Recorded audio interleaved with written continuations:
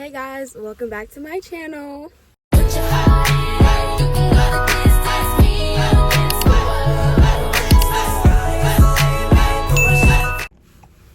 Hey guys, welcome back to my channel. I know I'm not really supposed to be driving and being on my phone, but I am on a time crunch because I just came back from an appointment, and I'm gonna be real with y'all. It was a behavioral health appointment.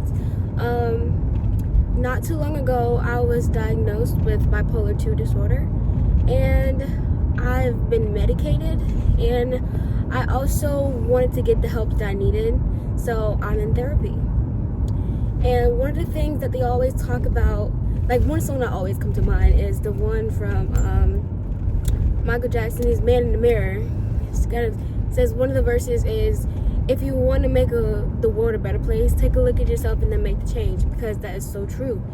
You can't change how anyone lives their life because it's a decision. It's a choice to live how you want to live. And if someone wants to treat you badly, then let them treat you badly. I'm not saying accept it, because you don't have to accept that. You can make the conscious decision to say, hey, I don't deserve this, and you don't deserve my energy, my time, nor my presence, so you leave. And leaving can be hard because you have an emotional attachment to people, whether it be family, relationships, or just whomever you have the connection to. And it's just saying, when you love yourself as much as you love other people, like, you really do have self-worth and respect enough to walk away and accept things for what they are. And that's really hard for me because personally, I'm a people pleaser, if you hadn't noticed. I like to make people around me feel happy, included, safe, and I like to make sure that they know that they're not alone in this world. But we talked about emotional banks, and they said if you're making more deposits than you are receiving checks and all these things, and like you're getting payment back, it's like you're gonna go bankrupt eventually. Like, you're not gonna have any money left, and money being energy, you're not gonna have the emotional capacity to continue to give all these things. And it's like, you need to love yourself more, have self-respect for yourself more, and love yourself more to realize that some things you don't have to tolerate, some things you don't have to just accept, because life is okay. I want to ask you a question. When you were a kid, what was like the thing that you wanted to be so badly? And for me, that was being in the army. That was being a massage therapist on a cruise ship. It was a photographer, a ballerina at one point. I'm just saying, like, all these things. But the point that I asked, the point that I'm trying to get at is, I wanted to be in the army, and look where I am. Look at the uniform I'm wearing. If you hadn't noticed, well, let me not do that. I'm driving. This is my PT uniform for the army. I'm in the army. That came to reality because I wanted it to happen. I did the work to actually put in how to get to this career. And that's just going by saying, if you want to be a better person, if you want to strive to become the best version of yourself, you have to put in the work to do that. You can't just say, oh, I want to be what? I want to be, what's an example? I want to be better at singing, or actually, no, let me not do that because everybody can't sing now. I want to be better at piano. Let's just do that. You can't just want to be better at piano and never put in the practice, never even touch a piano. You know, like, you have to put in the work to actually make your dreams come into reality. So I just say that to kind of put into perspective of, if you want to make a change in your life, it starts with you and you making the decision to want to actually keep going on with that decision. Because sometimes, yeah, we can make a choice, but to have discipline and consistency and keeping that choice forever, that takes discipline and hard work. It's gonna be hard. It's gonna be difficult. It's gonna be upsetting at sometimes. You're gonna want to quit, But it's those things that really matter in your life. The things that you want to give up on, the things that you really care about but get too hard, those are the things that you really have to keep in your life. Because at the end of the day, if you're not fighting for it, if you're not excited for it, if you're not devastated if you would completely lose it, then it doesn't really matter to you. But ultimately, what I wanted to say is taking care of yourself mentally, mentally, spiritually, physically, emotionally, all these things are how you get to live the life that you want for yourself. Because if you're not putting in the work, then you're gonna hurt people around you. And that one saying, hurt people, is so true. Because I'm not gonna lie, just being open and honest, I used to think that I'm a great person. I'm not gonna, do anything wrong. But the whole time, I've hurt people before, and it wasn't intentionally, but because of my traumas, because of the things that I've been through in my life, I've reflected that on other people. And you come to realize that you're not all that in a bag of chips. You can be capable of hurting people. You have to put in the work, and you have to be able to be humble. Because being humble is realizing that, one, you're not all that in a bag of chips. Two, you're broken. You're just like every other human being out there, going through problems, going through financial issues, relationship issues, family issues, all these things, career, like all these stressors in life. But once you really find a place where you're at the point in your life where it's like, I need to change, like something's up, like I can't shake this disappointment in myself, or I don't like the life that I'm living, I don't like my reality right now. Like, you can definitely make that choice and put in the work to actually be better. So I say, if you need therapy, go to therapy, because it's not a taboo thing anymore like it used to be back in the days. It's okay to talk to someone that's not your family or your friends, because sometimes it is hard to talk to the people that we care about, because one, you don't want them to see you all vulnerable and sad, and you don't want them to see that. You want them to see you succeed, happy, like going out there living your best life. You don't want to, at least for me, I can't speak for y'all, but for me, I want to make my family so proud of me. I want them to see me happy, but I'm not happy all the time. I'm depressed most of the time. I have a fear of failure, so I have high anxiety if something doesn't work out how I want it to go. And one thing you have to realize is that you can't control everything, because you're not in control. God is. God has written our lives out for us, and if we choose to allow him, he will set our paths for us. He will give us clarity and discernment of what to do and when to do it, But that's neither here nor there. I don't know if everyone on here is religious, because I am a Christian woman. I'm a God-fearing woman. But it's ultimately just wanting to make the change, because man, it's so many people out here that feels like they're so alone in their problems, when I promise you they're not. Everyone is going through a struggle, whether it's small or big. And I say therapy helps, because for me personally, it makes me feel like I'm not alone. It makes me feel like I'm doing something to actively get better, and to not just sit in my own sadness and misery, I guess, in my own traumas, but talk to someone. And if you have a good family to talk to, use them. They're resources. They are your bloodline. And if not, talk to your chosen family, aka your friends who are like your family. I say talk to a coworker if you feel, sorry guys, this truck is really slow.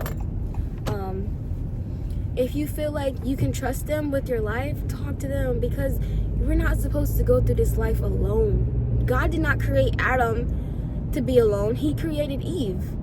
Yes, am I right? We need companionship. We need to feel like we are loved. We need to feel like we matter.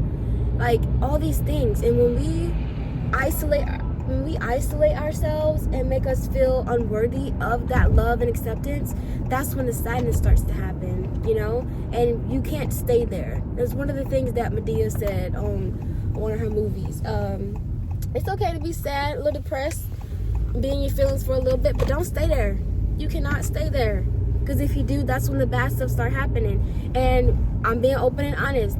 I went to alcohol. I went to the wrong guys. I went to not going to church because I felt like I was doing the wrong things to be up in the church house, you know. And I just felt all kinds of lows. I felt so disappointed in myself. Like, I wasn't just only disappointing myself, but also my family and my friends, my co-workers, my church congregation. Like, I was just upsetting everybody. But the whole time, that was all in my head. Everybody always tell me how proud of me they are.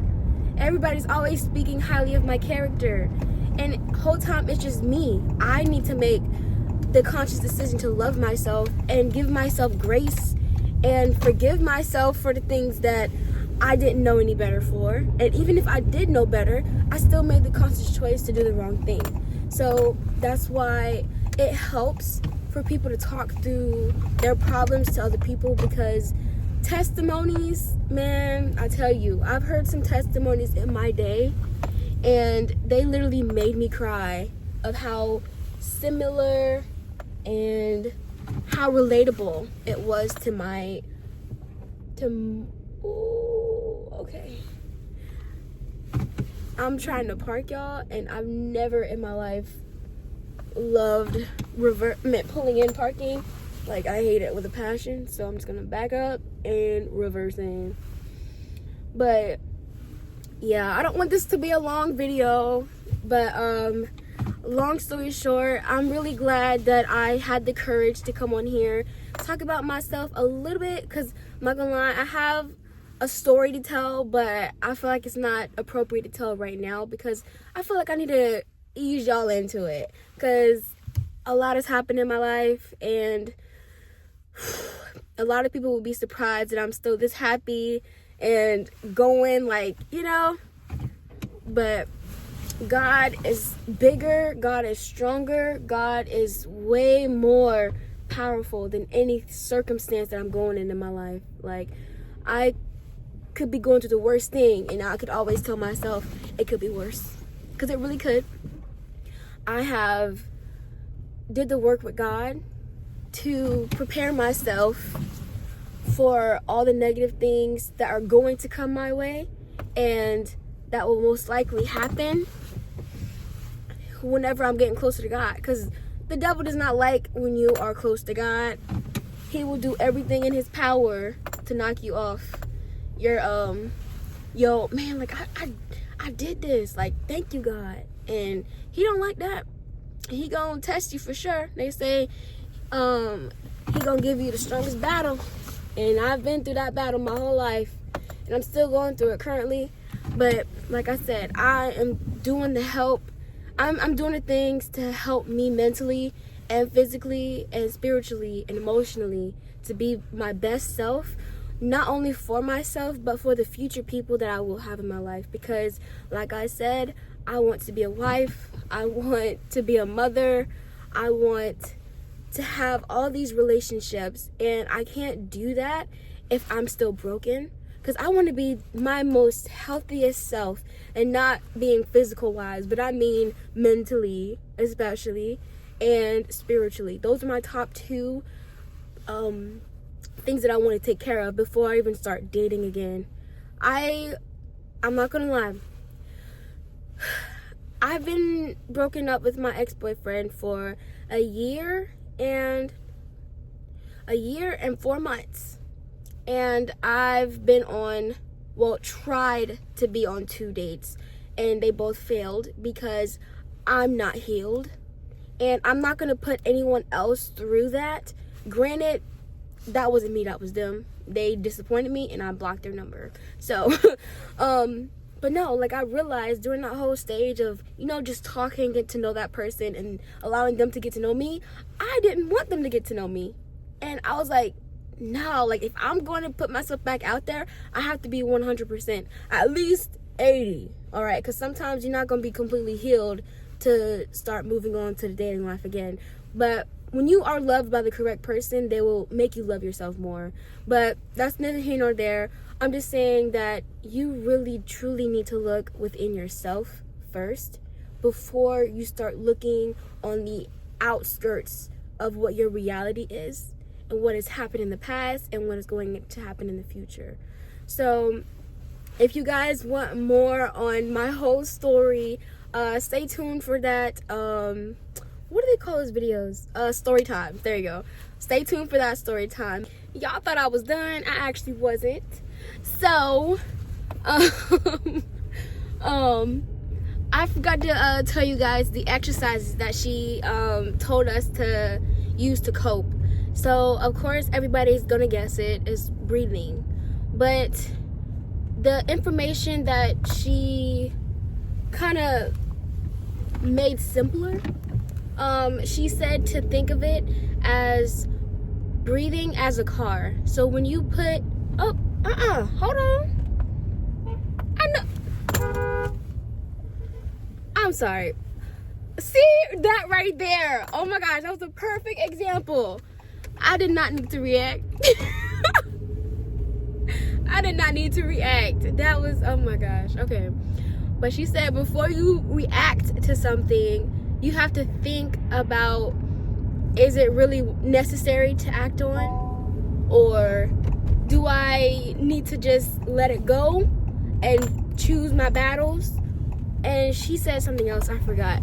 But it was basically saying, take the time to breathe. Because when we are in moments of reaction time, there's no time to actually think, just do. You need to actually be present in that moment. Hold your breath. You inhale for 4 seconds, you hold it for 7 seconds, and then you exhale for 8 seconds. And you do that 4 times. And that is your body, because when we get in those like high stress levels, our nervous systems goes on, all right, we have to protect ourselves. And you stop breathing, you hold your breath. But in those moments, you need to actually breathe and release, because if you don't, then you're going to succumb to your temptation to react, and you're just going to do something you're going to regret later. And she said to think of it as a car. When you're breathing, that is your foot pressing the gas. You're giving your breath, you giving your body energy to keep going, you know? And when you hold it, that's your body like saying, okay, this is what I'm doing. This is your part saying, okay, I'm in the car, I'm driving, I am being aware of what I'm doing. And when you press the brakes on your car, it's to slow down. That's when you exhale. That's telling your body to, okay, stop. Feeling like I have to react, like I'm okay. So I thought that was a really great analogy, and I'm really glad that she taught in analogies, because that's the way I learn. I learn in analogies, and sometimes they may be stupid, but guess what? That's the thing that you remember the most, because it's so easy to remember.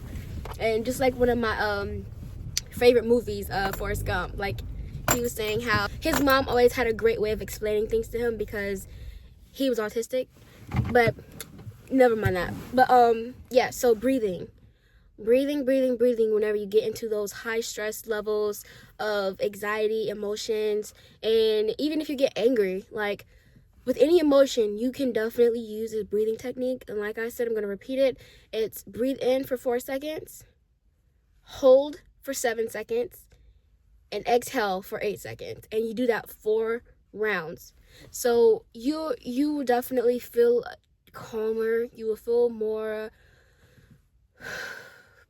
aware about what you're doing, because like I said, you don't act or you don't think whenever you're about to go off on somebody.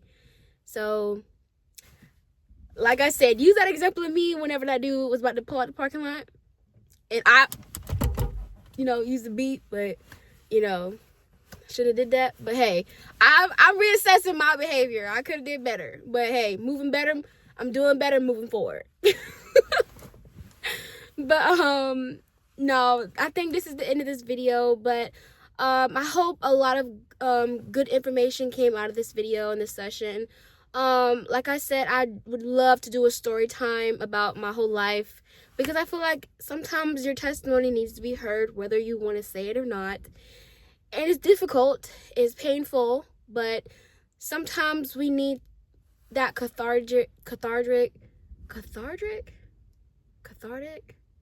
I forgot the word, but y'all know what I mean. But sometimes you need someone else's bad experience to make your experience not feel so bad, you know? I don't know that if that makes sense to y'all, but it helps for me whenever I know that I'm not the only one going through something. And my story is a little unique, but I'm pretty sure that other people had worse, or, you know, so I'm not downplaying anything or anyone's life journey, but I know that mine has been difficult.